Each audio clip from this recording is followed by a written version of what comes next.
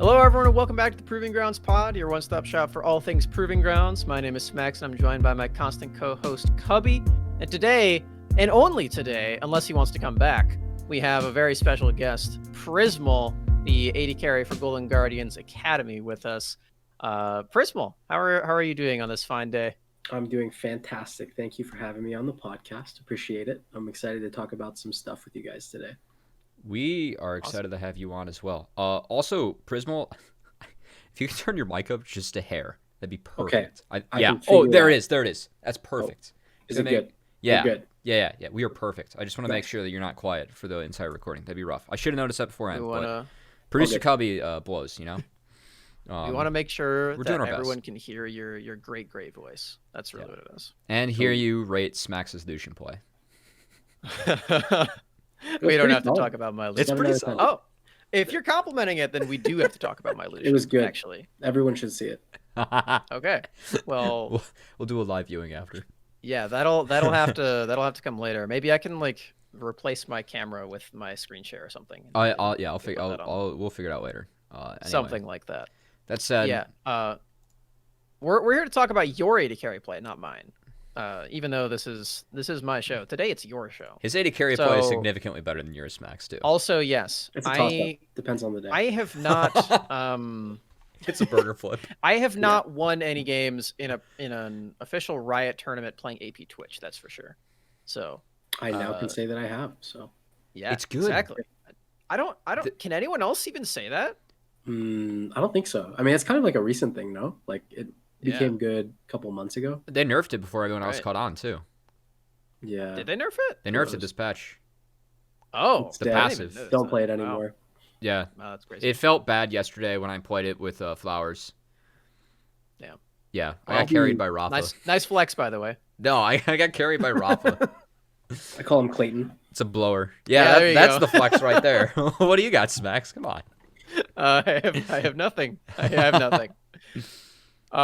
Except I have Prismal as a guest on my show today. So Prismal, we're here to talk about how good my transition game is and how good you are at League of Legends. You're the AD carry for the Golden Guardians Academy. Previously, you were the AD carry for 100 Thieves Academy for 2 whole years, And they won. which is really cool. That I'm actually going to ask you about that first. So Okay. being on the academy team for those 2 entire years, like you were pretty acclimated, excuse me, to the 100 Thieves environment. What was that sort of like for you getting onto that team and being one of the main players on that for so long?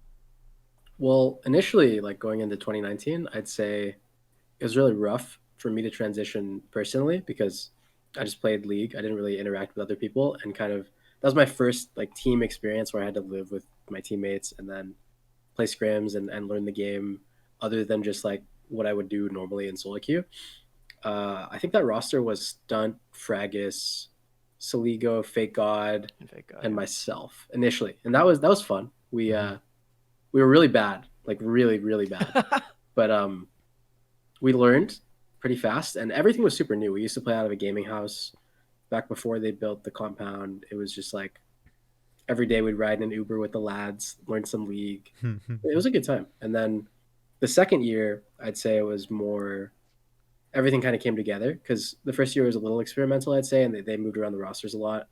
And then the second year, the compound was built. That was awesome. I don't know if you guys have seen the compound, but it's really sick.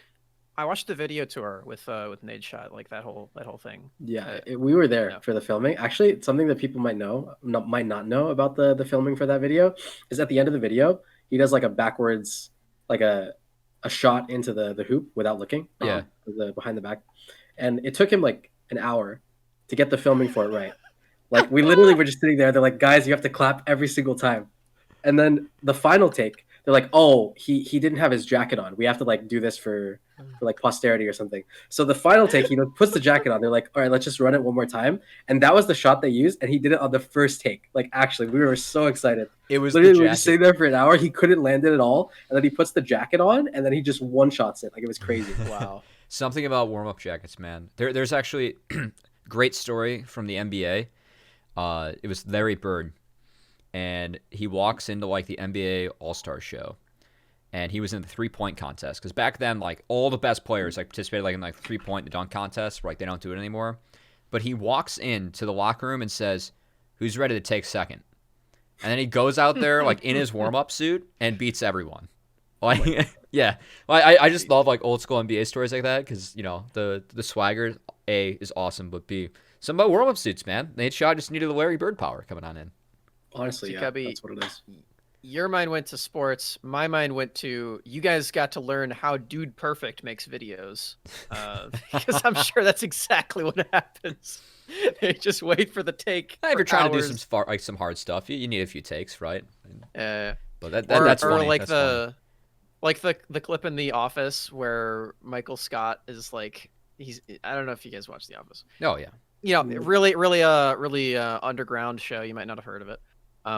Where he's like in the workroom and he can't leave until he makes a shot and he's like trying for hours. Oh god. Anyway, enough about The Office. Not even on Netflix anymore. Not worth talking about. Rip. That's pretty neat. I know like for those guys that were with you on that team too, like Fake God and Saligo now on the Dignitas roster.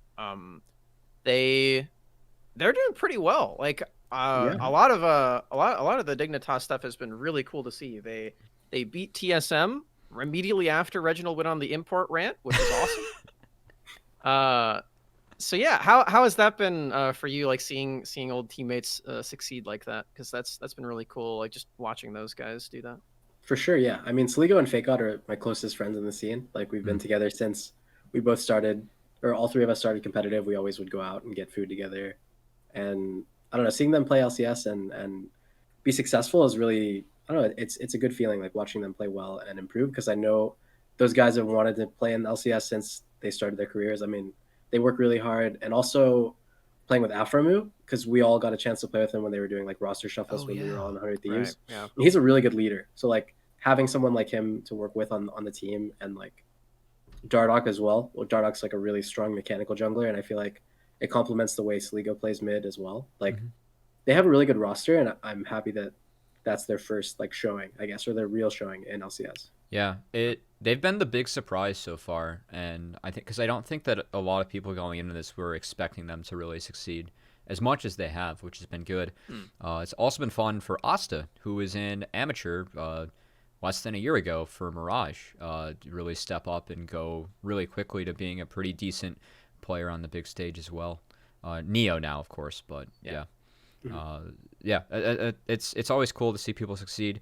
That said, you now find yourself on Golden Guardians Academy, and you find yourself now, you know, like you talked about playing with Aframu, kind of being that leader. Obviously, he comes in with a lot of experience. You have a lot of the experience now on this GGA team. And what's that kind of been like for you going from, you know, 2017, 2018, where you're learning the game, where now you're kind of you find yourself in a spot where you're most likely more of a mentor for this team?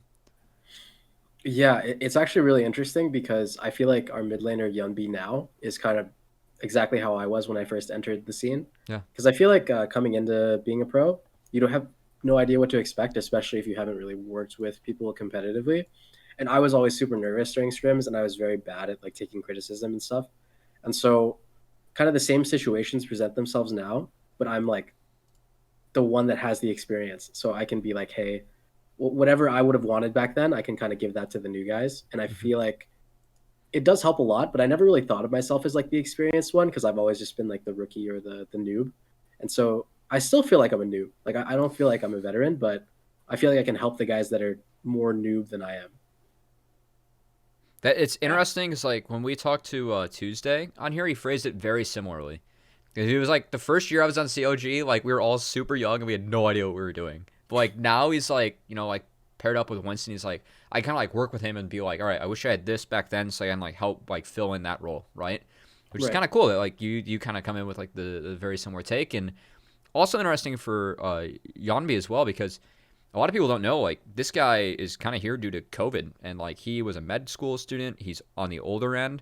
But, oh, my God, like, watching that guy play solo queue, like, he climbed he was top 10 the entire year playing like Ryze Diana, who were not even meta for like the entire season.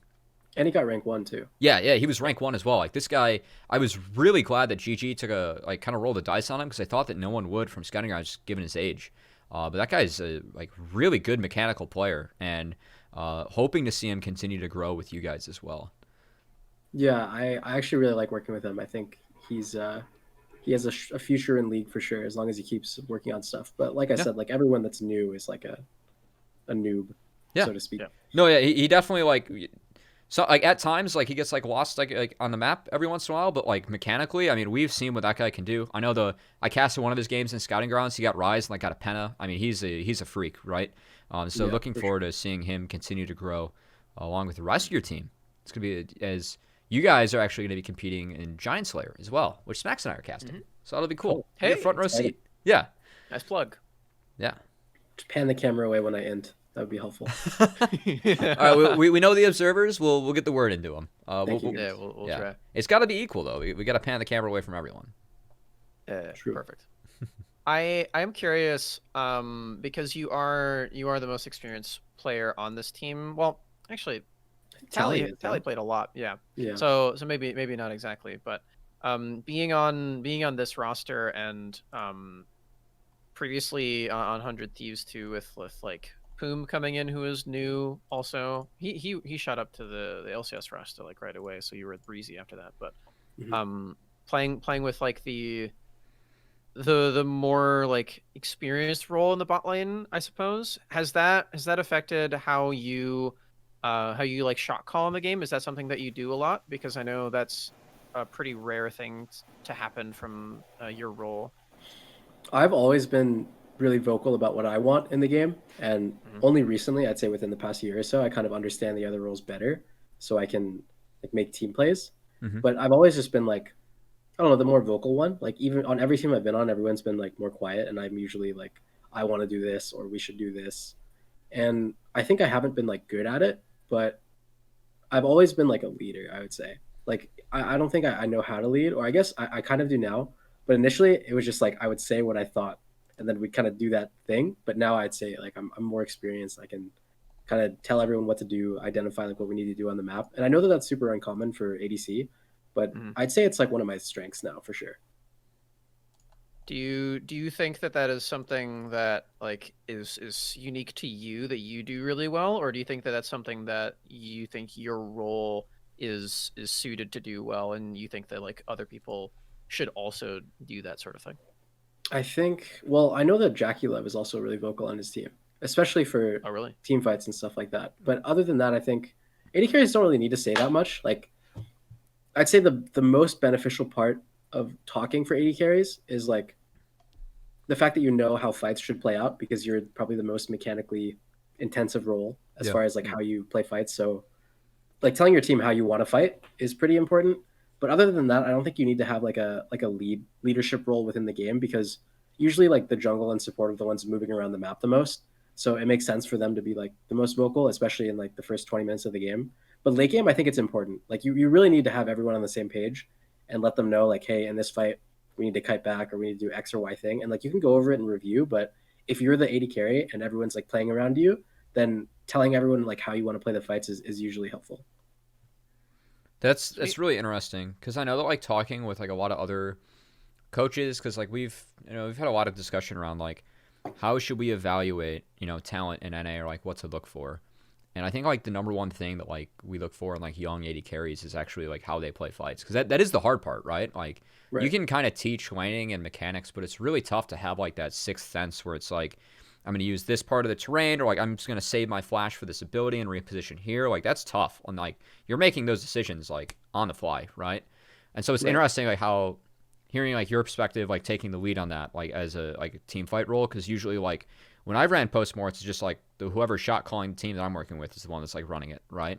But that's kind of funny, like how I can see that. And it's also interesting because like I think that in League it's like pretty reasonable to say that AD carry is probably the easiest role to like just plug and play potentially. For sure, it is 100%. Yeah, exactly. And so it's funny like hearing that perspective though, like still like having that much weight and like how your team plays a team fight. That's very interesting.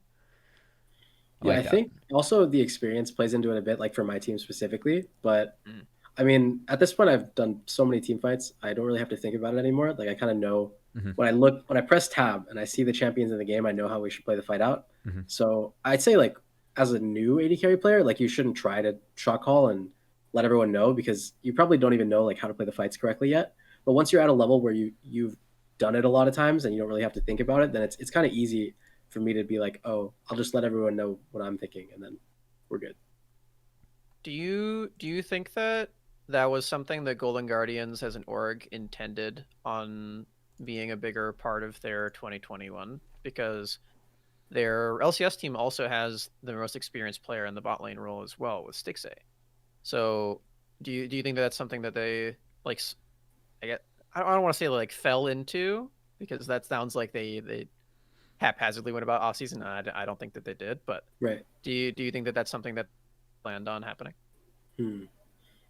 Well, I know that Anero, the head coach for LCS, is a really good bot laner. Like Hmm. he's gotten Challenger on Mm, support before, and Yeah. he's really knowledgeable about bot lane. yeah. So it's probably helpful to have experienced bot laners that he can kind of like share his ideas to, because then it's not really like he has to teach you the game and share his like point of views. He can kind of like bounce ideas off of you, and you can have conversations with him. And I've done that a little bit, and I feel like that's probably what they were going for. I Hmm. mean, for AD carry specifically, it doesn't really matter. Like AD carry or support, you guys are kind of the same. I know that support moves around the map, but like that's similar enough to where he can talk to you about stuff. Yeah, yeah. So I think Sure. Yeah. I think it doesn't really matter like AD or support, but I do think they wanted an experienced bot laner for sure. That makes sense. I just as an aside, Inero is like one of my favorite people in the entire scene. That guy is amazing. Say he's Yeah. really cool. He yeah. I I knew that I liked him before, but then when I saw him come on to like Hotline League and talk about just the scene in general, like a bunch with Travis, I was like, oh man, this guy's just the best. I love Inero Well, so yeah. much. Once I heard that GG was doing like a lot of mixed scrims with like Maryville and a couple other like Hmm. teams, I was like, that's cool because like it's not only is it like a great experience to like for those kids who are pretty talented on that collegiate team, but also like it's a good way to evaluate talent, like mixing things up and forcing people in awkward positions. Because I know Yeah. that something that once again Tuesday talks about a lot on here was the fact that like he almost wished that he would have left CLG earlier to get new teammates because he feels like now that like he's in a new situation, like he's learning so much more because there are new views like in his world of like how people play the game, right? Um, is that something that like you feel like is like really important for you as a player to almost like kind of get those new perspectives in view, or like are you someone that like likes kind of like trying to like grind out like one theory and just like perfect that, right? I think, well, for me, I noticed this when I started playing on my new team, Mm-hmm. but a lot of your weaknesses when you play with the same guys, like me, Fake God, and Saligo as a trio, I kind of would rely on them to give me updates about like their lane states or like I guess the map. Mm-hmm. And I didn't actually look at the map enough or as much as I should have been in order to make like the decisions that I was making. Mm-hmm. And so a lot of the times I would just like die in these scrims with Golden Guardians because like my mid and top wouldn't say the same things or like Mm-hmm. they wouldn't cover like my mistake. And I didn't really get better by playing with Flake on Sligo because they just kind of covered for things that I should already know.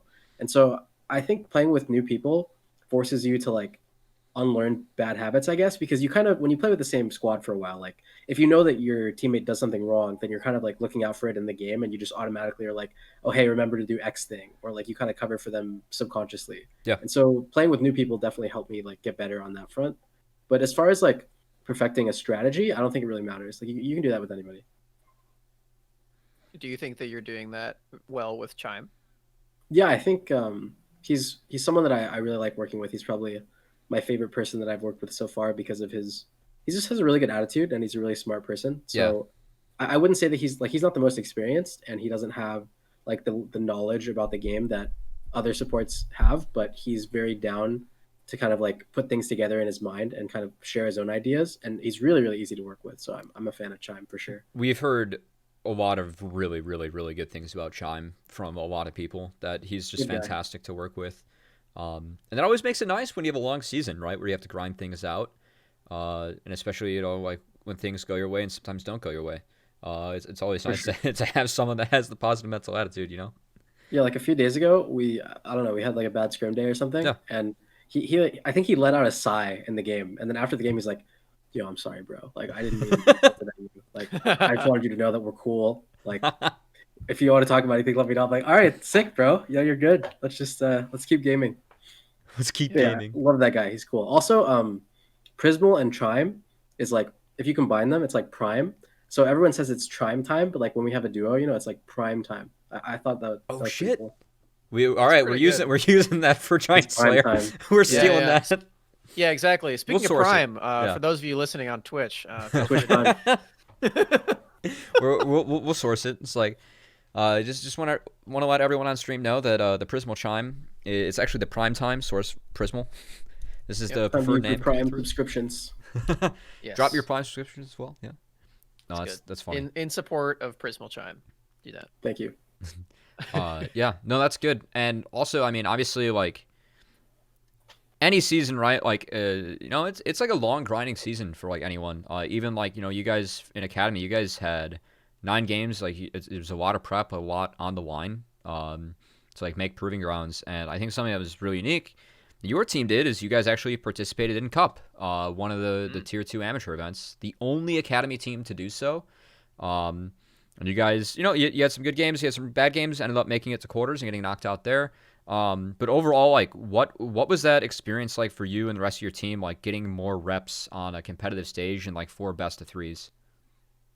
It was really good for us. I think because our mid jungle are super new and they're not used to the grind of just playing a bunch of games, and also playing competitive. Like I told them this going into it, when you play on stage or matches that matter versus like playing scrims, it's just a completely different game. Like you don't feel like you're playing League of Legends initially, and you kind of forget everything that you've worked on, and you really default to like the habits that you have. Mm-hmm. So for the first few games that we played competitive, like it was just a complete shock to them. They were just really, I guess, like out of it. And so as we played more games, like Cup especially helped them a lot. I know that they're doing a lot better and they're a lot more acclimated to playing competitively because of our games in Cup. And so I feel like that can only help us moving forward. And everyone's always down to grind, especially because like competitive matches are just way more valuable than scrims, in my opinion. Like you learn, it's not like you learn more, but like you take the games more to heart, I guess. And when you lose, like you really try to figure out like what went wrong versus just like in scrims, I will just go next game, like, yeah, it was good. Also, 2 of the teams that you ended up dropping to in Cup, No Org and Sola Fide, I mean, they had more experience like on the roster. Like those are Academy rosters for all that it's worth, right? Right. Like I Sola know Fide that is in the finals of UGP now. Yeah, and they're 2 of the top 3 teams like in the first tier 1 amateur tournament to get into proving grounds. They're good teams. So for you going up against like those teams in amateur, was that something that kind of surprised you at like the level that some of those teams were playing at? Or like, were you expecting that, like when you were like walking in the Cup, to like have a tough time against a couple of the amateur rosters? I thought they were worse than what I expected. Like, Yeah. I think our roster is really inexperienced, like I said. So Yeah.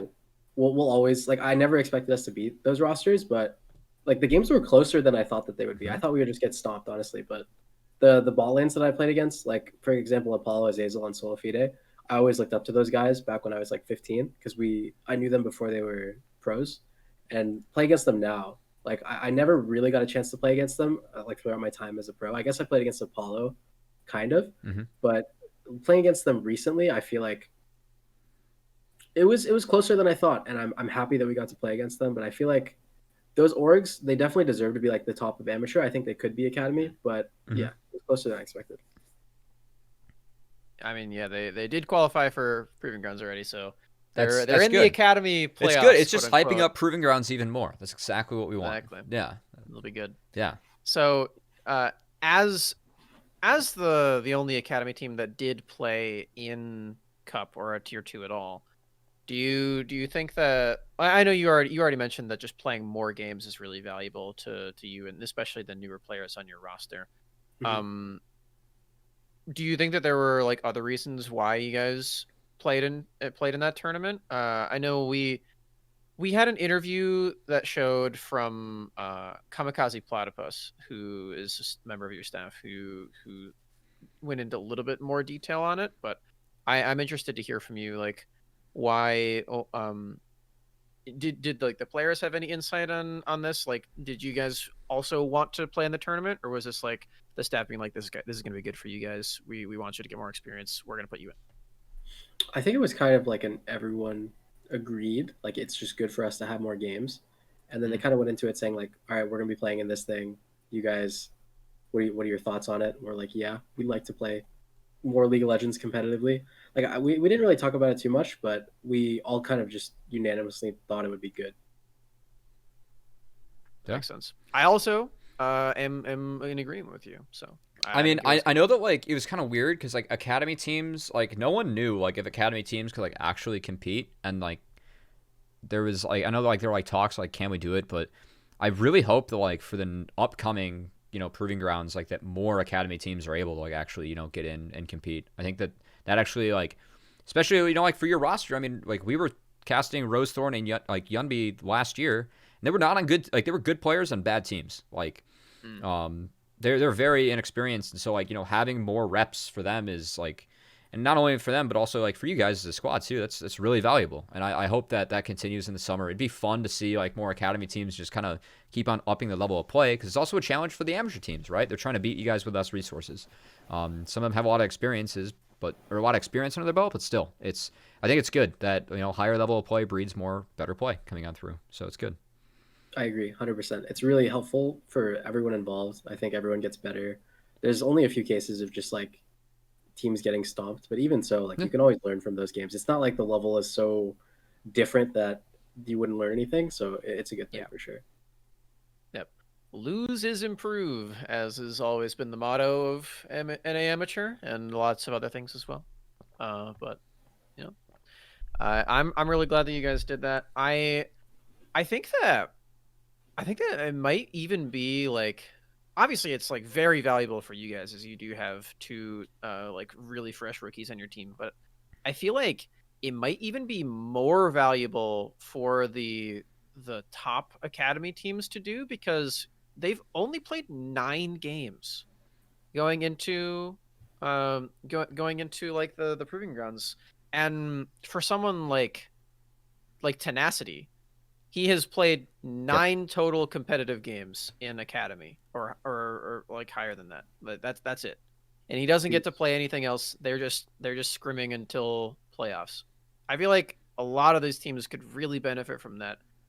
I don't know if they knew that they could, which is another thing. So Yeah. maybe if they knew That's they what could, I heard, that the teams maybe. didn't know initially, and like GGA like asked. I Yeah. see. But yeah, Okay, that makes sense. I think it would be good for them. Like every team should opt into playing like more matches, especially because don't they get buys or like they if they have a higher seeding they don't have to play as many games, right? Like I don't know exactly how it works, but for proving grounds. So we've heard of a source that said that every team will have to play a first round matchup. I see. In the playoffs. In Yeah. in the actual playoffs. But I mean, But I think that's still like the point, and I think that also like what Smax wanted to get to. It'd be interesting to get your perspective on this too. But we talked to a lot of players that were in academy last year and now find themselves in amateur, and specifically, I mean, Fnatic yesterday, they've played 59 games on Barrage in the last 3 months, like ever since like the mid just June 2 or months. mid January. Like they've played more games than there are days so far, and they've had a lot of fun doing it. And I'm curious, like, if more games is something that like you would have liked to see playing in the academy split and also competing in cup. Like, it seems like you guys were actively seeking more games, which is good. But I know that like a lot of the players that have come on down said like they're having a lot of fun down here because the tournaments are fun. Like, it's good competition and more games for them. Yeah, I think everyone wants to play more games, or everyone that I've talked to at Yeah, least. And I know that like anything that's just competitive and not solo queue or scrims, yeah, because playing scrims is helpful, but playing competitive, like I said, is just a completely different ball game. Like regardless of what team you're playing against, whether it's an LCS or an amateur, I mean, you'll always learn something, and it's always more fun. So like I personally would love to play. I know that my teammates also love it, and I think there should be more games. Like in general, it's just better all around. I haven't really heard of anyone that has like a big problem with more competitive matches unless the scheduling is like super insane. yeah. I really wish that Academy was double round robin for you guys. There's like a huge gap of time, and I understand that like the tier ones, like the scheduling, this is all new, and I think it's a massive improvement for amateur. The fact that like you guys can now like amateur teams can now scrim academy teams, which beforehand that wasn't happening, and also like it also gives academy a bit more of a purpose, right? Because beforehand you guys were just LCS running alongside of LCS, except not LCS, right? Right. Is the same format. Now, like, you guys actually have like a fun prize at the end where you get to, go up against some of these amateur teams that are actually pretty good. It's gonna be a fun tournament, hopefully. Yeah, I'm really excited. It's a lot better than the format last year, or I guess this new format. I'm just super on board for. Like, I love the whole tournaments and having matches against, especially teams that you don't really play against in the Academy League, like random people you might have never played against in practice. It's good. Do you think you would have felt the same way if you didn't play in Cup and you would have just played those 9 games and then been waiting until Wisdom on Monday? I probably would have watched more of the amateur matches, I guess, and just studied each individual team that we played against. But I don't think I think I would still feel the same way. I just like playing the game. Like, even if we play against teams that are worse or better, as long as we're getting matches, it's like fun for me. If we didn't play the teams, then I would still just like watch their VODs and see what to do against them. But I don't know, whatever gives me more games, I'm good with. It's a good attitude. Also helps because that is kind of your job, right? Whereas we get to coast now. You guys have to play the game. We get to watch it. And let me tell you, that's way more fun for us. Yeah, it depends on the day. If you're winning, it's awesome to play. That's true. That's true. Yeah. Yeah. If you get like a sick play, like that feeling, obviously, probably out of this world, right? But the stress of grinding every day to get there, we just have to grind VODs. It's a little bit different. But we're like half and half. VODs yeah, and a little gaming. bit. I'm actually curious, now that you bring this up, will your AP Twitch game be something that you remember like for your whole career? The game specifically, no, but the fact that I played it, probably. Like, I'll probably be like, yeah, I won on that. But I'm not going to remember the team that I played against or like. That's fair. Actually, I will remember. I was really stressed out after I got really fed because I felt like I had to carry. Yeah. And I just remember stealthing on their Gnar and dying in bot lane. I was really sad about that. That did happen. If I waited like 10 seconds at Krugs, I know that guy was going to keep pushing and his team wasn't going to be with him and there would not have been an Aphelios there and he would have died. But I saw a Gnar on my screen and I had to kill him. That was Noarg, right? So it was Viper. Yeah, I was gonna fuck Viper up. So. Yeah, because we were on the desk for that one, and I remember like you guys like were. That's behind. why I'm asking. Yeah, you got 3 random kills in the mid lane, and all of a sudden like we're on the desk like we were like planning out like talking about like how like big like roam top or like how like Noarg's gonna win, and we see like AP Twitch get like 3 kills mid, and we're like, wait a minute, it's like Twitch Yumi's gonna do some shit now. Win. Yeah. We're like Twitch Yumi's gonna do some bullshit now. Yeah. And the reason I ask is the reason I ask is because that game is going to be one that I remember for the rest of my league career because that was so awesome. Yeah, of course. I mean, it was just a banger of a game. I love the AP Twitch, so thank you for that. No problem. I like the fact that people haven't played against it or haven't seen it. When like Nidalee died at Wolves, I was very excited. Just see them die to the poison. Like, that's the thing about AP Twitch that people don't expect. It's really, really funny. Oh, I know. I've played it. I've been playing it since they changed everything in preseason. And so when you got the poison kill, he was at like 200 health. I was telling Cubby and Rafa, I was like, he's dead. He's dead. He's dead. Just wait. He's dead. And then he dies. And I'm like, dude, in the game, in comms, I said, yo, Nidalee's dead. And everyone's like, is she? And then after they died, they're like, whoa. That's so OP. You and me, we did it at the same time. Even your team like is like, wait, really? That's the most satisfying part about playing AP Twitch. Like, you poison someone, they have 6 stacks, they're dead. By the way. Yep. Cool when guys don't you look at did that, man. that was the exact moment. After Nidalee died, I was like, all right, I need to show you the numbers because this is nuts. And I literally pulled up the Twitch wiki. Yep. I was like, these are the AP ratios on this champion. I'm going to tell them to you right now. You're not going to believe me. And I'm going to send you the link because like, but what even are they? I don't even know. Honestly. His E, if you're at max stacks, is a 2 AP ratio. And then they just changed the passive. Yeah. Oh the passive was also 200. 2.3? Oh. Yeah. Wow. It's nuts. It deals a lot of damage, and it's all true damage on the passive anyway. So and it works with, I think Riftmaker amplifies the poison damage.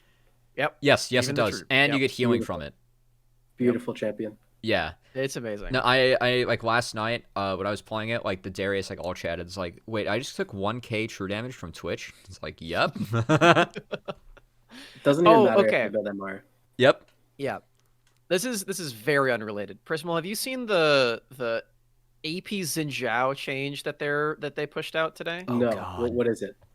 Oh God. Okay. I don't know if we have time for this right now. It's not live yet, and they didn't say when they're putting it live, but they gave like a huge like 2 paragraphs of like what they're gonna do to make Xin Zhao a mage.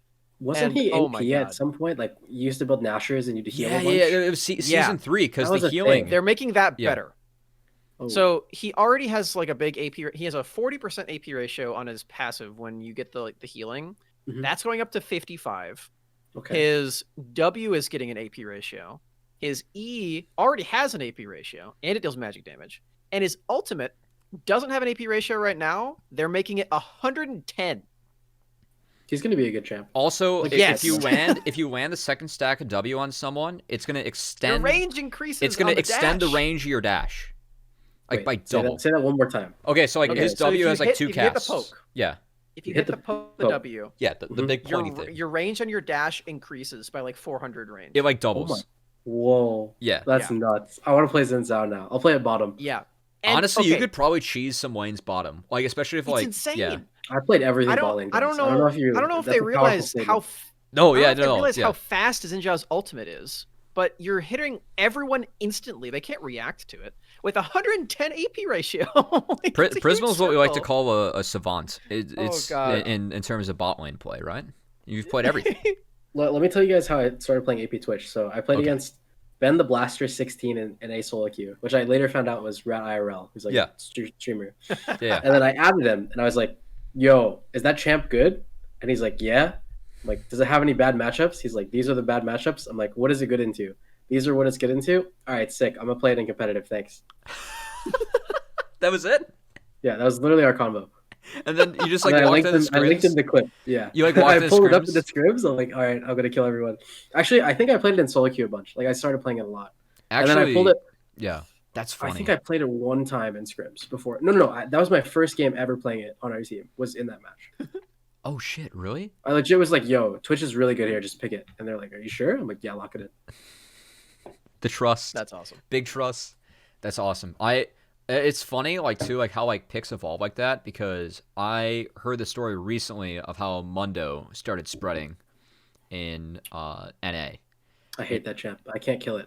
I know, yeah, no, it's like It's if you're not the Vayne, worst. it's like brutal. Or Callista's pretty good into it too, but Yeah. It's pretty good. no, it's brutal. But there was it came from an amateur jungler, and it was like playing it in scrims, and then they were playing against an academy team, and then all of a sudden like the academy jungler like hit him up because they're like buddies, and they were like, "Hey man, like the pro jungler wants to know like what runes you take." And then all of a sudden, like Mundo's like getting played here in like NA, and he's like, "I'm responsible for that. It happened like back in January." This was pretty good. It was pretty good. Well, But- they that's also sick. buffed him. Yeah. Oh, they well, did. no, That it buff was was nuts. before the buffs. It was before the Yeah. buffs. Yeah, yeah. Yeah, but then they buffed him. Well, so like now the he's buffs even- don't really matter because even like they bigger. introduced 60% heal cut into the game, so like it's True. Yeah. Yeah, they did do that. Yeah. But it is still pretty nice. It's Yeah. like they gave all the healing back to his Q, so like honestly, he's actually I still playable don't top lane like again. I still don't like Riot's balance changes until Nasus just gets a huge buff or possible rework. Anything's possible, bro. Udyr was meta this year. That's true. That's true. That's true. We were Hasn't and we were happened in 5 and not years. only was he meta, he got nerfed twice. And he's still I meta never thought he'd defining. be viable ever. Like if Yeah. you told me 2 years ago that was the most OP champ, I would not believe you. I think it's the Aatrox syndrome because remember when they said they were going to rework Aatrox and then like someone started playing like Manamune Aatrox top and he was killing everyone and everyone was like, "Oh, this champion is nuts." And then everyone started picking it and then they reworked it. You remember that? Oh, the Ginsu's Titanic, like on Yeah, Aatrox that one worked too. on everyone. Yep. Oh my god. That was OP That- for sure. That's the same thing as this. It's the same thing as Udyr where everyone's like, "Oh, this champion's getting reworked. I better play it right now to That's see funny. if it's actually that bad." And then it turns out it's not.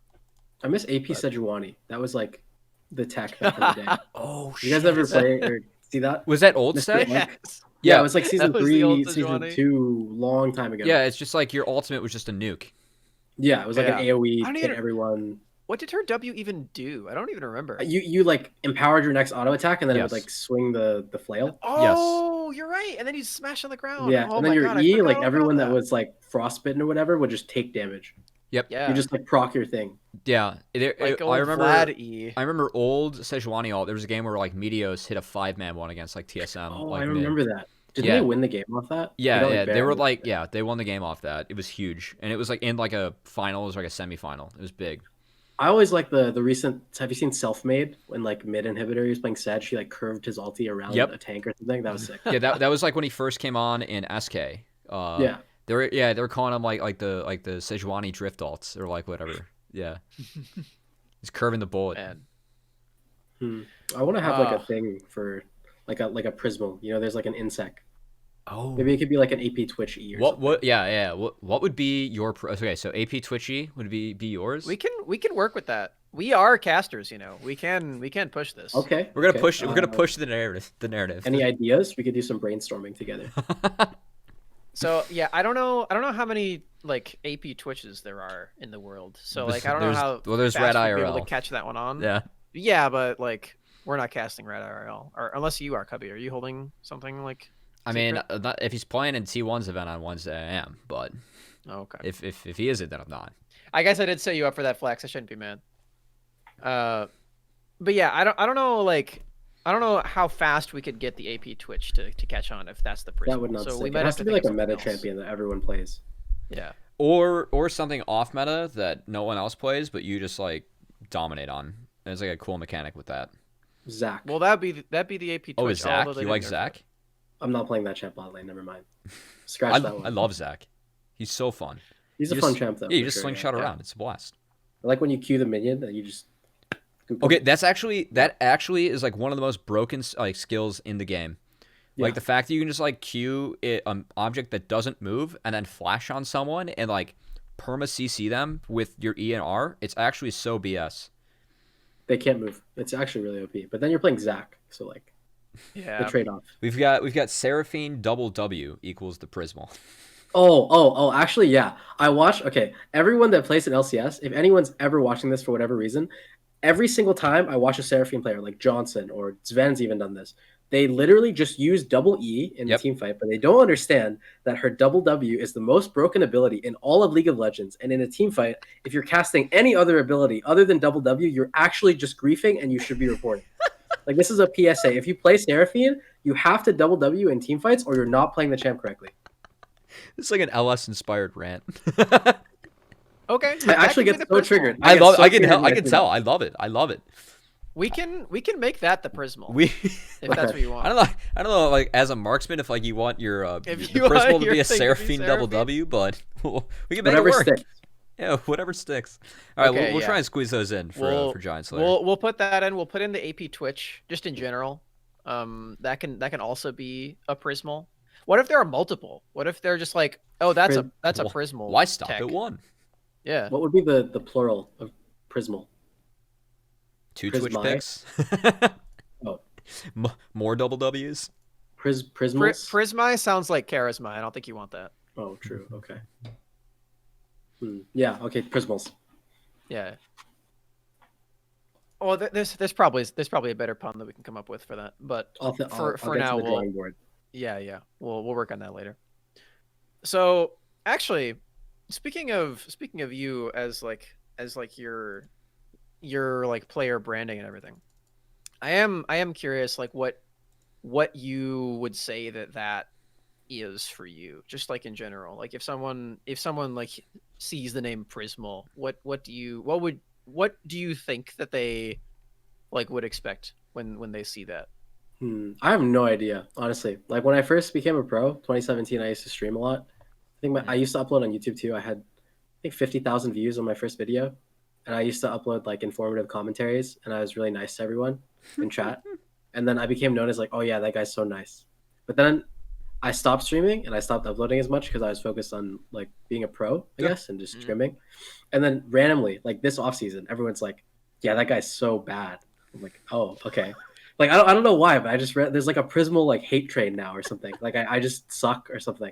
So since that point, I just like I load up social media and like the people that were like, yo, this guy's awesome, want a duo, or just like who is that guy? Because I don't upload anymore. It's like I just like have a bad taste in my mouth for like uploading on social media or like tweeting, because like I feel like if I was like rank 1 in solo queue, or like I had 1,000 viewers on my Twitch streams, then people would be like, "Yo, you're so cool."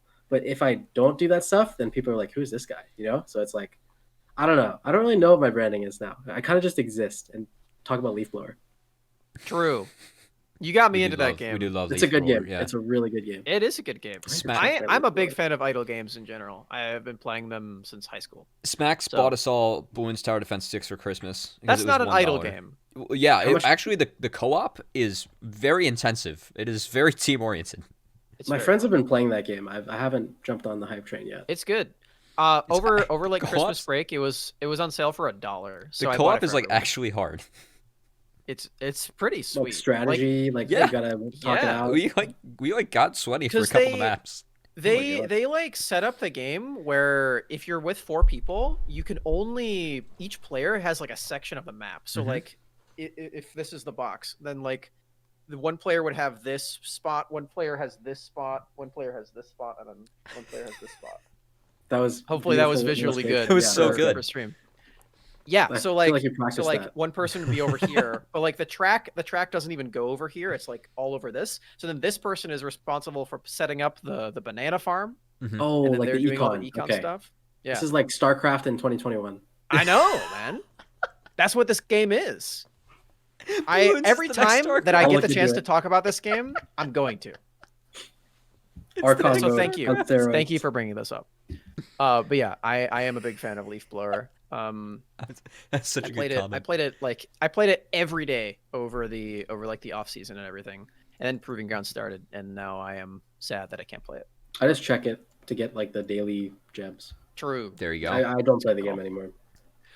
What is your go-to like player skin in the game? I like the Garden Gnome. I like the bee. I'm all about. Oh, there's a bee. I didn't know that. Bee. Oh. Or there's also a bird. I'm gonna have to switch out the Garden Gnome for the bee. Yeah, the bee is the tech for sure. I like the Garden Gnome though. The Garden Gnome is very good. Garden Gnome's okay. Bee is like S tier. Garden Gnome's like A+. Okay. I'll take that my main is an A+. I think it's fine. I'm not like a meta slave at that point, you know. Yeah, true. You're being unique. Yeah. All right, Prismal. We haven't seen GGA compete since the last week of Academy. You guys have been waiting for Giant Slayer, the next Tier 1 event coming on up.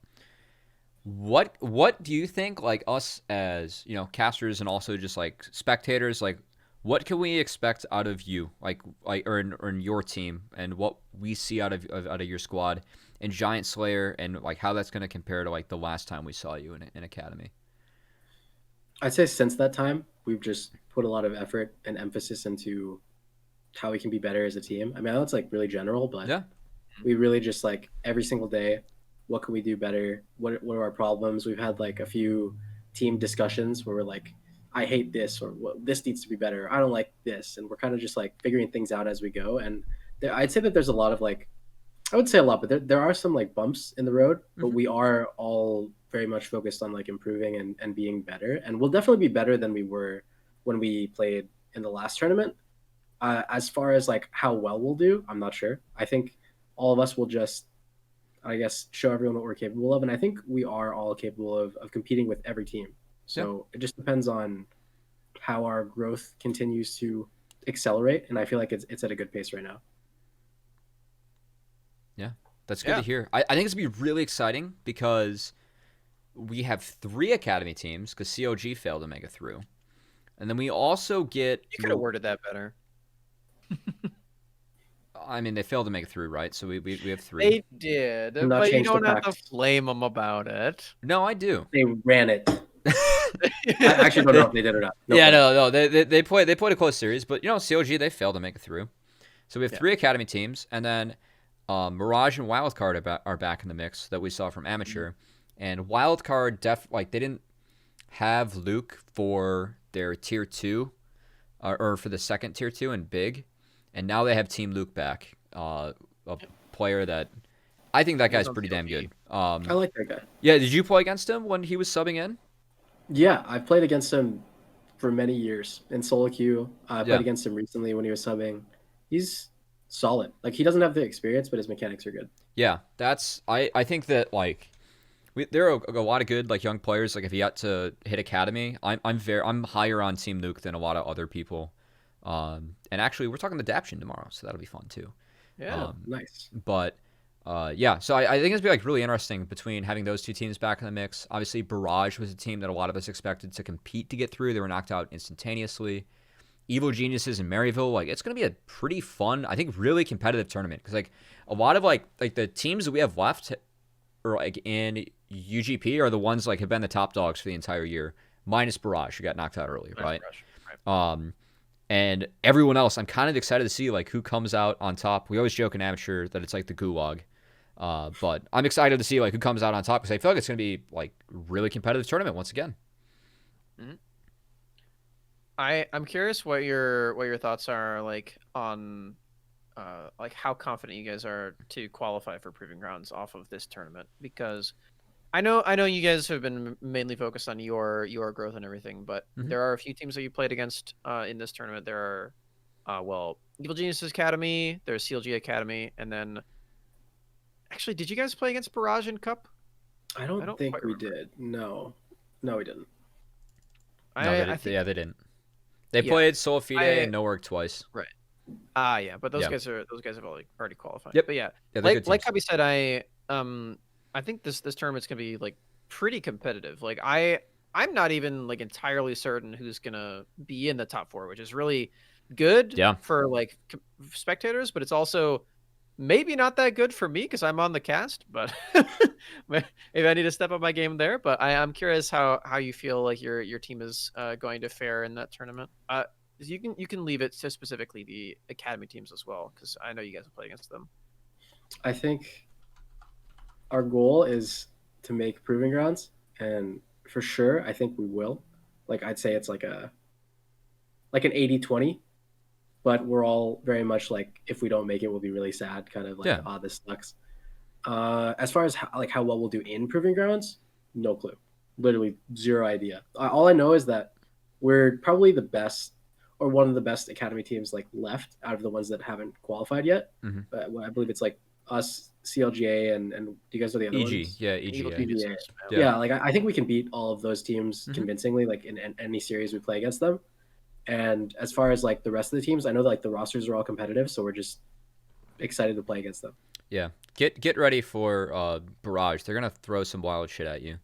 I think my favorite part of yesterday's chat with Fnatic was just like talking about like LS is casting the amateur games for the next 2 days, and so like we were like discussing like if it's like gonna like lose his shit.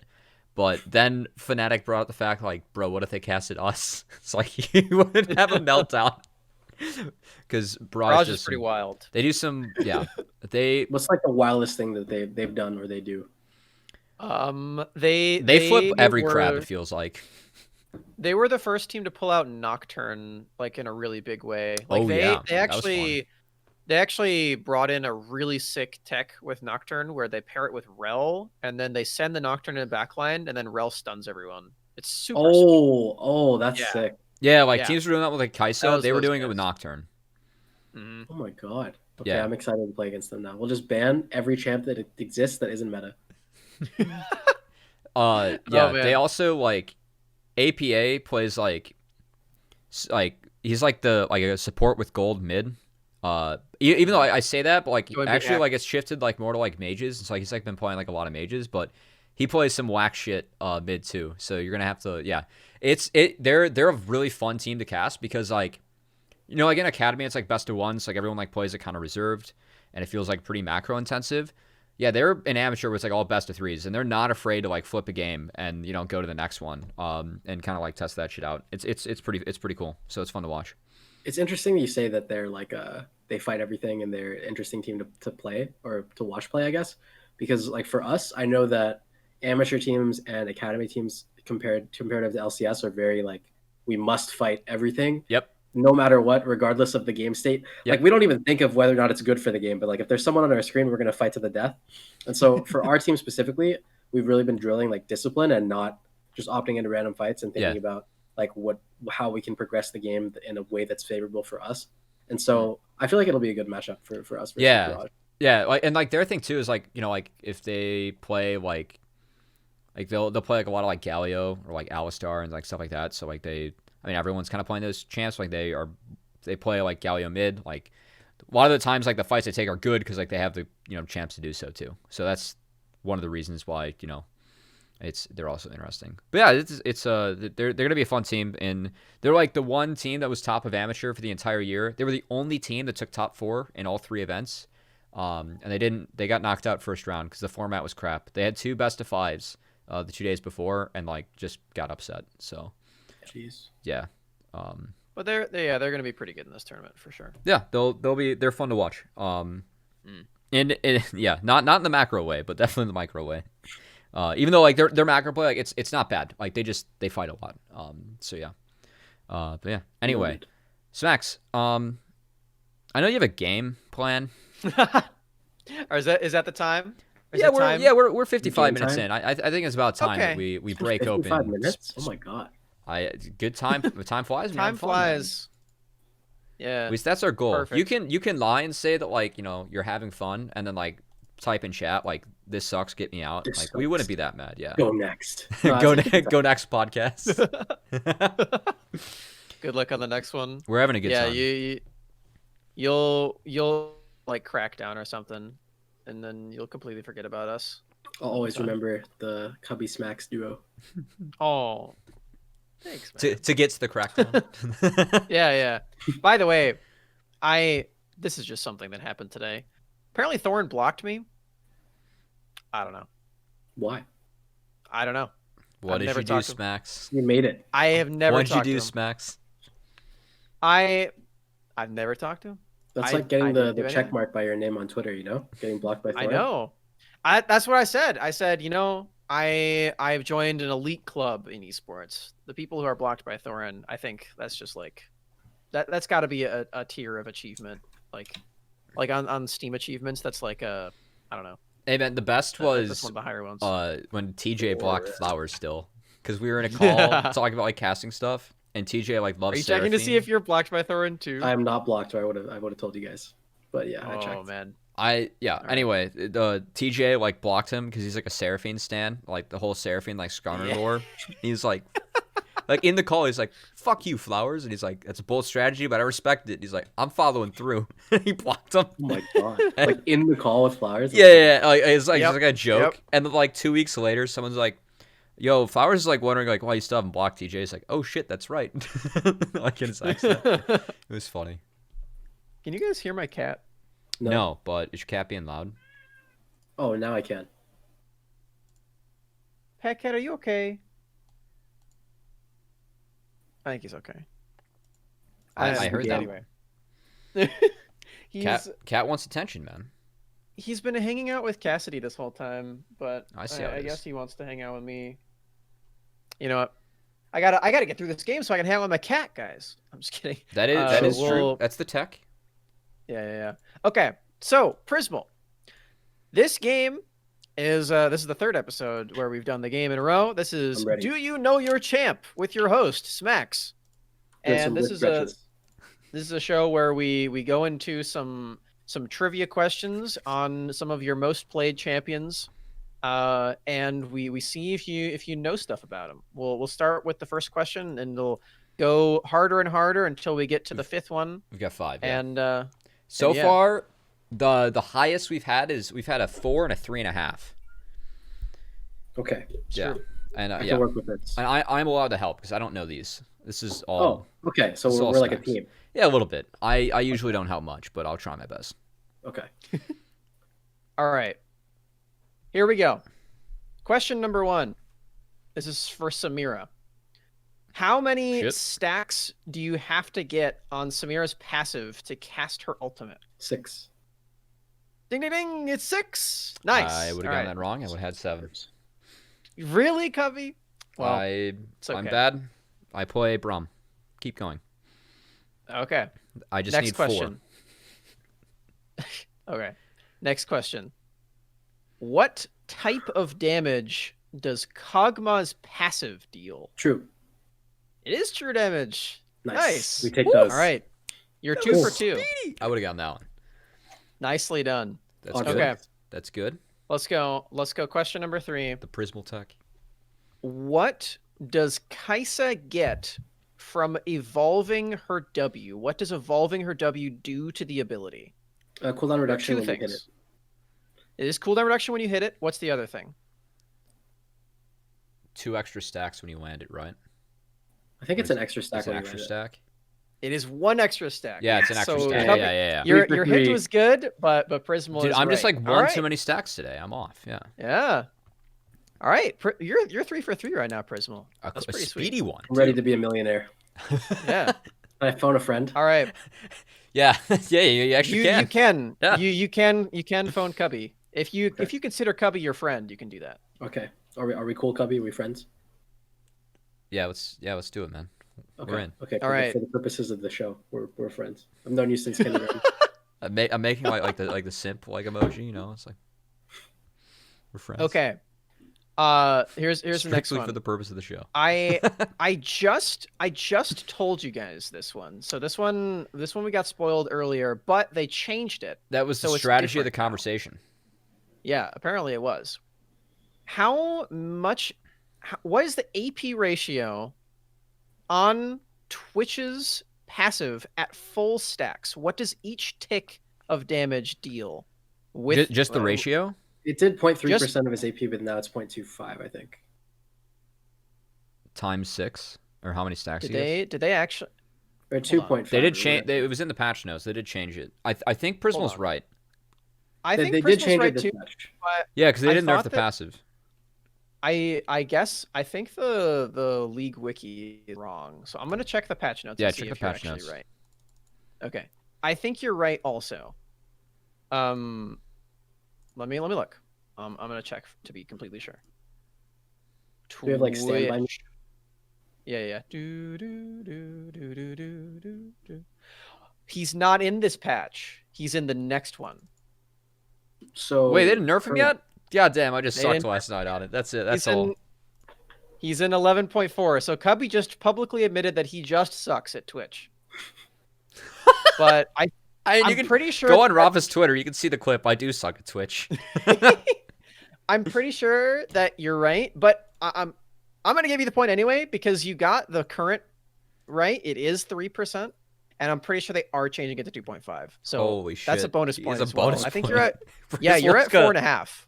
Let's go. Okay. So you're doing a great job. I feel like we need like a certificate now. Like if you ace it, like you like get like a Smax certificate. You know, we need to like make one of those Smax. Hand them out. Yeah. I now that one is a little unfortunate because we did already mention. I probably should have just changed it to a different question, but you know that's too much work. All right, 5th and final question. Let's see if you can get 100% right. How much mana does Ezreal's Q increase every time that you put a point into it? Oh, 2. it's 4. Oh. Is it 4? Is that your final answer for both of you? I think I'm wrong. 2. Final. It is 3. Wow. Oh, no. Oh, God. We're All in right. the It middle. increases by 3. You got it the goes bonus point, 28, though. 31, 34, 37, then 40. That's right. I knew it started at 28. Oh, yeah. Yeah, It is- I knew it it started at is. 28. Oh, you guys I, were knew so I could have just done the close. math in my head. I knew 28, I knew 40, and I still said 2. Ah, I Gotta You VOD guys were review that one so after. close. gotta VOD review that one after.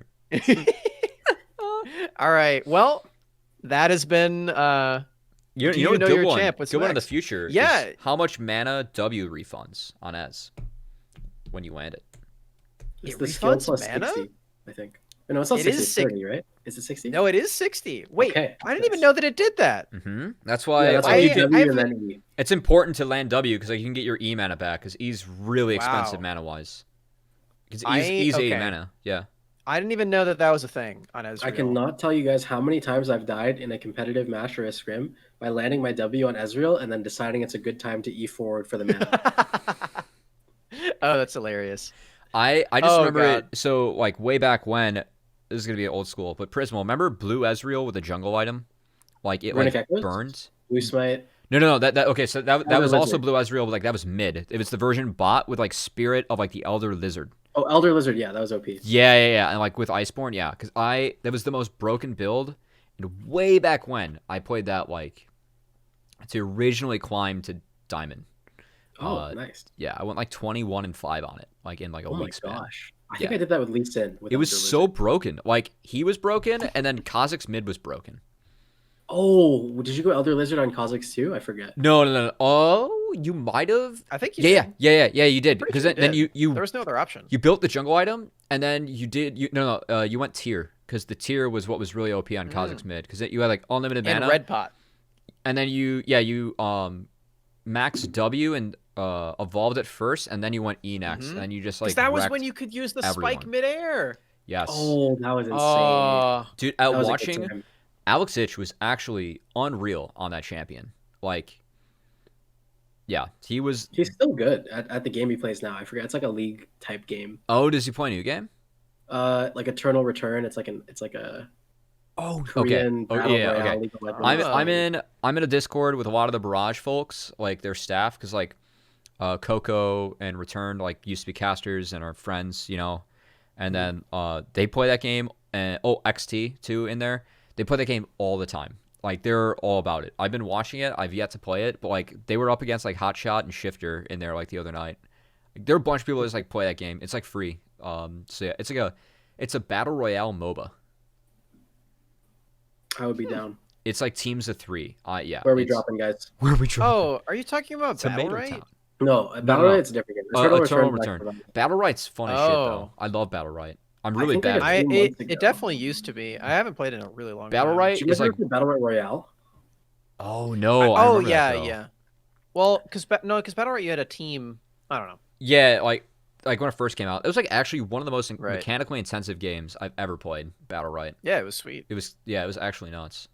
It was actually pretty similar to what Nexus Blitz was trying to be. Pretty much, yeah. Just Do you guys pretty funny. know that the number 1 ranked player in Battle Right, Averse, was a challenger Riven One Trick before he switched games? He played League. Really? Oh, Yeah. That makes really? sense. That Takes makes complete mechanics. sense. Yeah. Yep. He's like the GOAT of that game. Well, that's cool. I like Battle Right. I like Leaf Blower Revolution too. For And different I reasons. also Transition. Good I transition. also like you as well, Good mechanics, Prismal. Max.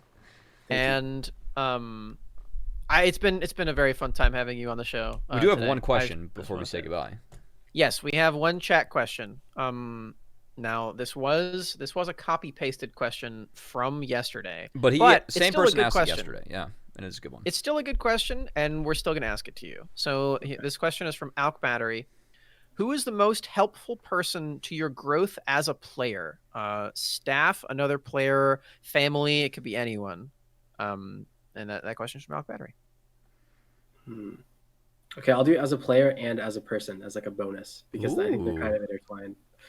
Let me think. Okay, give me like 10 seconds to really just go through every single player I've worked with and That's okay. coach. While you're doing that, I actually really envy you as a player because you have worked with not only Inero, who I already said is one of my favorite people in the scene, but also Kelsey, who is my other favorite person in the scene, and Papa Smithy, who is my favorite caster in the scene. So like, I don't know, you're like, I am a complete simp for all 3 of those people, and They're you've all met and great. worked with all of them. Love all of those people. Yeah. Okay, I came to my conclusion, I think. Okay. Ooh. Okay, so for person that's helped me become a better player, Kelsey for sure, because she was my coach for 2 years, but also she was helpful with like the individual side of stuff, and also as a person as well, because I always went to her about like, I don't know, life stuff. So she was definitely the one that kind of propelled my growth and was there like whenever I needed to talk to anybody. Yeah. So like obviously she was my coach, so she'll always be the most helpful. But for players, I'd say Saligo and Fake God. We always would have rivalries with each other and try to fix each other's play and point out each other's mistakes. And so mostly just the 100 Thieves guys, I would say. But The Kelsey solo for sure. queue bets. Yeah. Oh, solo queue bets for sure. We'd always whoever had the lowest solo queue would have to buy us something like Starbucks or whatever. Oh, that's Oh. fun. I miss those. I watched Odd Orange and Julian do one of those yesterday, and for their last game of the day, they played against each other, which was very funny. Was that like the determining factor, the last game? Yes. Yeah, Oh, that who was the won? last game. Julian won, Oh, good for him. even though they like he and his bot lane got like super camped because of course Odd Orange is playing jungle. Right. They got super camped and they were down like 0-5 in the first few levels, but they came back and won. It was a very That's fun the game. best feeling. And then you type bot diff. Yeah, exactly. As is tradition. Julian tweeted about it. He was like, my AD wanted to FF at 5 minutes, but we came back and won, and I won the bet. So, Let's go. That's It was that very fun. positive mental attitude we've been talking about. Yeah. That's that good stuff. That's cool. I do appreciate that question, Alec. Considering that we have no others and we're already over the hour limit mark, Prismal, before we say goodbye, do you have any shout outs you want to give? Anything else that you wanna say? Okay, I'll do shout outs and then things I want to say. So shout out to my girlfriend Carolyn. She's great. Cool person. Helped me through a lot of stuff, especially as just any kind of problem you have as a pro player. I can always go to her. She's very supportive. Been together almost a year now. It's good. Also Saligo and Fake God. I love those guys. They're great people. I want them to succeed in LCS. And then just to say something, I think NA sucks. Like in general, it's just bad. Like we are not competitive with other regions, but there are a lot of people that are taking the steps to make us better. And I think everyone should just be nicer to each other. That would be awesome. Like if people just weren't making fun of each other or calling everyone bad, especially like on Reddit and stuff. But just in general, those are Yeah. all my thoughts about everything League of Legends related. Yeah. Be nicer to each other. NA sucks, but we'll get better. We will get better for sure. Hey, we're working on it. That's at least proving grounds. Like the change format helps, and I know that like I did a stream like going through Reggie's article like word for word, and then we went through the post match threads about like academy teams losing to amateur teams, and it was actually really disappointing to see all the fans be like, "Oh, like why are there 4 XLCS players on there?" Or like, "Oh, like why does academy suck?" Like, yeah, it was a bummer. Can't we just celebrate good play? Wow. It's a game. Yeah. Let's have fun. So yeah. Yeah, I agree. Yeah. I also want to shout out Fake God and Saligo because them doing super well in LCS has meant that my jungler for fantasy, Dardock, has given me a ton of points. So that has been you awesome. bastard. But you I can am never pick his undefeated. champ he's going to play. It's a different one every Oh, time. I know. can't ban it, That's yeah. exactly what it is. Just I roll a can't- dice. Literally just I roll a can't dice. get it right. I haven't gotten it right a single time. He played Kane twice. I don't know. Dude, have you seen Canyon's Kane? Ow. He makes the That champ guy is look insane. He makes the He's- champ he's look so so good. broken. But yeah, he's the biggest reason why I am undefeated in both of my fantasy leagues right now. So, just throwing that out there. I am 4-0 in both. So, I need and one of tips. those I'm is like because I last. beat Cubby. What? Ooh, I said I need tips. I'm like last in mine. I always like for the pick ban thing, I pick and ban the same champion for both teams pretty much every time. And it's like always I've like for top lane it's always Gragas, for jungle it's always Udyr, for mid it's always like Orianna or Twisted Fate. I think I banned Twisted Fate against one of the people. I don't remember. Wait, so wouldn't that Oh, no. hurt you if like they played like the person you picked played that champion?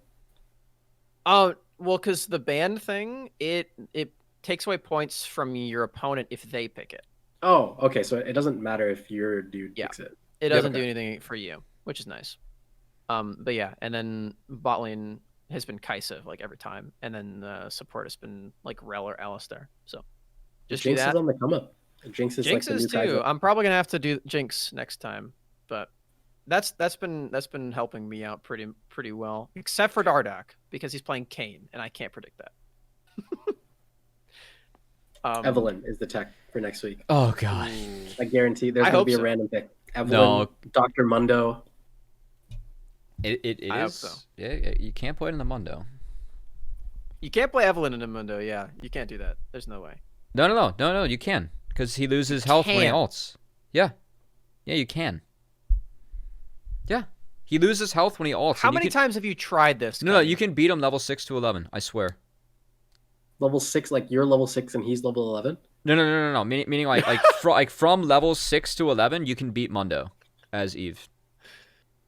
I feel like you're never beating Mundo though. Like you're just beating his teammates up. Way. You know? While he does the Yeah. It's like not the worst shit in the world. Cubby, you're insane. I mean, you can play it. Just buy Magi's, kill everyone else, and let him farm his camps, and he'll be unkillable. But everyone else will die. I think Verdant Barrier makes like Eve like really poo poo right now. But anyway, we're gonna you can play it into Mundo. I swear. I'm gonna need you. I'm gonna need to see you try. All right. That's the deal. God knows I will not be able to pull that off. We will try though. Okay. Well, we'll get Dylan to do it. A terrible Evelyn player. He's a terrible Evelyn player too. We'll get Tomio to do it. Yeah, we'll get Tomio to do it. All right, yeah, something like that. Well, anyway, it's been an absolute pleasure having you on, Prismal. Thank you so much for popping on.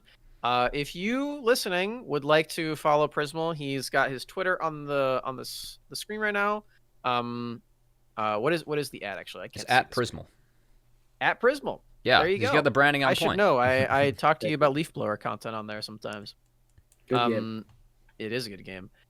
Also, Prismal will be playing in the Giant Slayer Spring Gauntlet that, again, Cubby and I are casting. So that's a double dip right there. You get to support both of us, all three of us on the screen right now. Let's go. So definitely tune into that. And yeah, anything else you want to plug before we close it out? Nope. Thank you guys for having me on. It was a pleasure. It was a good time. Yeah, it was a great time talking with you, man. Thanks for doing it. It was fun. All right. Well, thank you all so much for tuning in to this episode of the Proving Grounds Pod. This has been episode 9 with Prismal. We've got another one tomorrow, and that will be with the support for Wildcard Daption. So definitely be sure to tune into that one. These are all going to be live this week. So if you want to ask any questions that you've got bouncing around in that head of yours, then pop into the Twitch chat after the UGP series, and you can ask those to Daption. But for now, that'll do it from us on the Proving Grounds Pod. Tune in to that next time, and we'll see you all then. Have a good